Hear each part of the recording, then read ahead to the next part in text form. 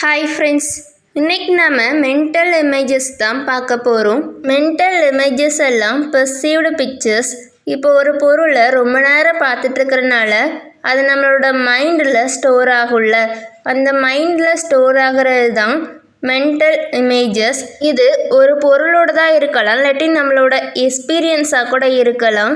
இது ட்ரீம் மாதிரி, ஒரு கனவு மாதிரி. மென்டல் இமேஜஸ்ங்கிறது நம்மளோட மனசு தான் உருவாக்கும். ஒரு பொருளை நம்ம நேரில் பார்க்கலனாலும் இது இப்படி தான் இருக்கும்னு நம்மளாக ஒன்று முடிவு எடுப்போம்ல, அதுதான் மென்டல் இமேஜ். இது ஒரு ஃபோட்டோ மாதிரி அப்படியே அச்சஸில் இருக்கணுங்கிறது கிடையாது, கொஞ்சம் கொஞ்சம் சேஞ்சஸ் இருக்கும். இது நம்மளோட மெமரியில் இருந்து வர ஒரு இமேஜ் தான். Types of mental images. Mental இமேஜஸை நம்ம 5ஆக பிரிக்கிறோம்.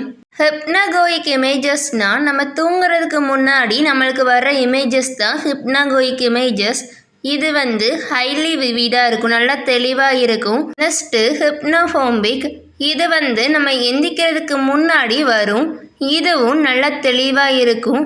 Next dream imagery.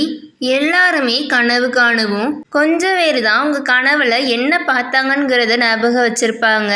சில கனவுகளுக்கு அர்த்தமே இருக்காது. Next walking imagery. இதுவும் மோஸ்ட் காமன் டைப் தான். இது ஒரு மனுஷங்களோட மனக்கண்ணால் உருவாக்கப்படுது.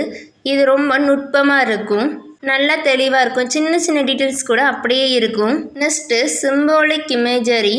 இது கோக்னேட்டிவ் ஆக்டிவிட்டி. இப்போ நம்ம ஏதோ ஒன்று புதுசாக கற்றுக்கிடுறோம், அந்த இது நம்ம கனவுல வருது அப்படிங்கிறது சிம்பாலிக் இமேஜரி.